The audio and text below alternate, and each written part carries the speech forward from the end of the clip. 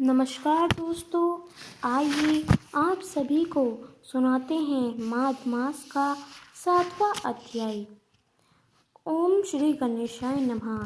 चित्रगुप्त ने उन दोनों से कर्मों की आलोचना करके दूतों से कहा कि बड़े भाई कुंडल को घोर नरक में डालो और दूसरे छोटे भाई विकुंडल को स्वर्ग में ले जाओ, जहाँ उत्तम भोग है।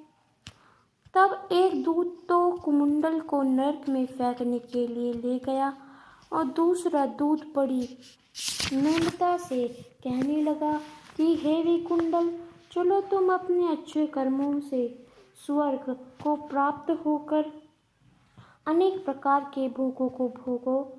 तब विकुंडल बड़े विस्मय के साथ मन से संशय धारकर दूत से कहने लगा कि हे यमदूत, मेरे मन में बड़ी भारी शंका उत्पन्न हो गई है, अतएव मैं तुमसे कुछ पूछता हूँ।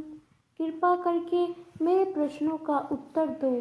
हम दोनों भाई एक ही कुल में उत्पन्न हुए हैं, एक जैसे ही कर्म करते रहे।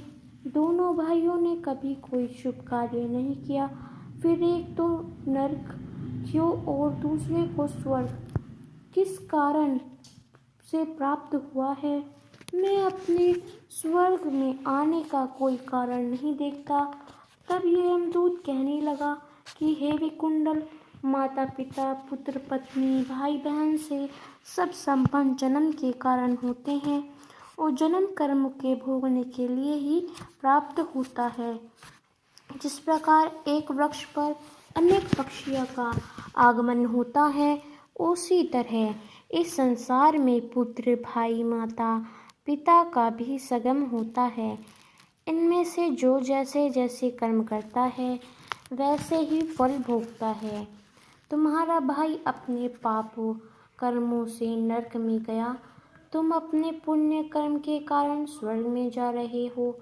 तब विकुंडल ने आश्चर्य से पूछा कि मैंने तो आज जन्म कोई धर्म का कार्य नहीं किया और सदैव पापों का ही मैं लगा रहा हूँ। मैं अपने पुण्य के कर्म की नहीं जानता। यदि तुम मेरे पुण्य के कर्म को जानते हो तो कृपा करके बतलाइए।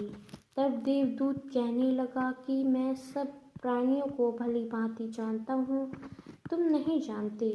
सुनो, हरिमित्र का पुत्र सुमित्र नाम का एक ब्राह्मण था, जिसका आश्रम यमुना नदी के दक्षिण ध्रुव दिशाओं में था।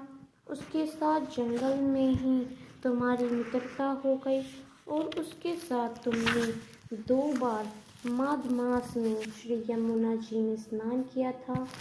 पहली बार स्नान करने से तुम्हारे सब पाप नाश हो गए और दूसरी बार स्नान करने से तुमको स्वर्ग प्राप्त हुआ।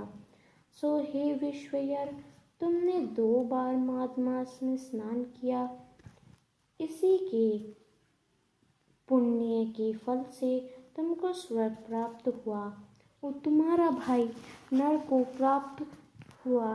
देवद्रोज जी कहने लगे कि इस प्रकार वह भाई के दुखों से अति दुखित होकर नम्रतापूर्वक मीठे वचनों से दूतों से कहने लगा कि हे देव, तो सज्जन पुरुष के साथ साथ पग चलने से मित्रता हो जाती है और ये कल्याणकारी होती है।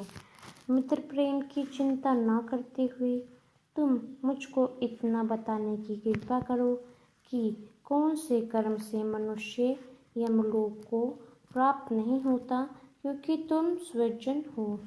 दोस्तों, ये था हमारा माघ मास का 7वां अध्याय। आपको कैसा लगा हमें कमेंट करके अवश्य ही बताइएगा।